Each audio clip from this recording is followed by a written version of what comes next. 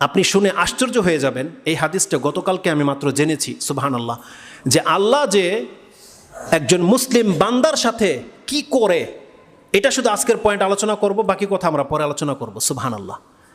আপনার দায়িত্ব হচ্ছে যেই দিন থেকে আপনার আকল হয়েছে, আপনি আল্লাহকে চিনতে পেরেছেন, ওই দিন থেকে মৃত্যুর পূর্ব মুহূর্ত পর্যন্ত আপনার দায়িত্ব আপনার ঈমানকে বাঁচিয়ে রাখা।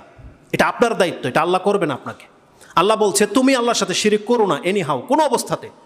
যদি কোনো ব্যক্তি এই কাজটা করতে পারে তাহলে মৃত্যুর মুহূর্তে জানেন কঠিন পরিস্থিতি হয়। মৃত্যুর মুহূর্তে শয়তান উপস্থিত হয়ে যায়।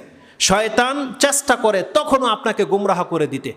আল্লাহ সুবহানাহু ওয়া তাআলা বলছেন, বান্দা একটা সুসংবাদ তোমরা গ্রহণ করো, যেই ব্যক্তি এই জমিনে সুস্থ থাকা অবস্থায় আমার বান্দা ছিল, আমার ইবাদত করেছে, আমার সাথে শিরিক করেনি, সেই ব্যক্তি অসুস্থ হয়ে গেলে মৃত্যু মুহূর্তে আমি আল্লাহ তার ইমানের হেফাজতের দায়িত্ব নিয়ে নিলাম। আল্লাহ বলছে এটা আমার পক্ষ থেকে তোমাকে হেফাজত করা হবে, ওই মুহূর্তে তোমাকে শয়তান গুমরাহ করতে পারবে না। জীবনের পুরোটা জীবন আপনি আল্লাহর পথে হেঁটেছেন, আল্লাহ বলছেন একে কোনোদিন শয়তান মৃত্যু মুহূর্তে গুমরাহ করতে পারবে না। আল্লাহ সুবহানাহু ওয়া তাআলা কোথায় বলেছে?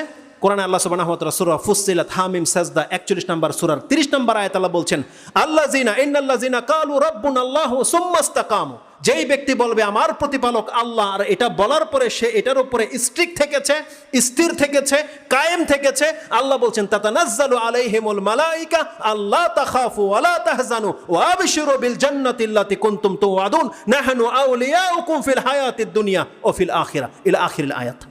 এই আয়াত আল্লাহ সুবহানাহু ওয়া তাআলা বলছেন যেই ব্যক্তি বলবে ইন্নাল্লাযিনা ক্বালু রাব্বুনাল্লাহ, আমার প্রতিপালক হচ্ছেন আল্লাহ, এখানে রব বলেছে, শুধু ইলাহ বলেনি আল্লাহ, রব। তার মানে রব হচ্ছে আপনার জীবনের যত প্রয়োজন আছে যিনি পুরা করে তিনি হচ্ছে আপনার রব।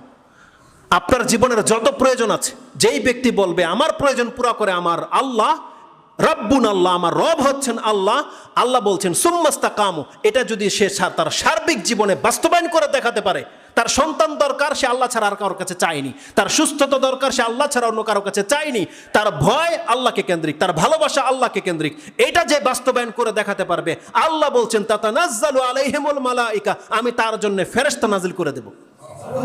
ইমাম বুখারী রাহিমাহুল্লাহ বলছেন কখন ফেরেশতা নাজিল করা হবে? ইনদাল মৌত। এটা আপনি ইমাম বুখারীর 65 নম্বরের 31 নম্বর যে আলোচনা রয়েছে, 41 নম্বর 65 নম্বর অধ্যায় তাফসীর তার 41 নম্বর পরিচ্ছদে গিয়ে পেয়ে যাবেন। ইমাম বুখারী রাহিমাহুল্লাহ বলছেন ইনদাল মৌত, এই ফেরেশতা নাজিল করা হবে মৃত্যু মুহূর্তে। কেন করা হয়েছে? কারণ বোঝা যাচ্ছে যে এখানে একটা সেন্সিটিভ বিষয় আছে। কেন আল্লাহ মৃত্যুর মুহূর্তে একটা মুমিনের কাছে আল্লাহ ফেরেশতা কেন নাজিল করে? এই আয়াতের কয়েকটা কথা বলা হয়েছে। ফেরেশতা এসে কি বলে? নাহনু আউলিয়াউকুম ফিল হায়াতিদ দুনিয়া ওয়া ফিল আখিরাহ ওয়া আবশিরু বিল জান্নাতি আল্লাতী কুনতুম তুআদুন, এটা প্রথমে রয়েছে।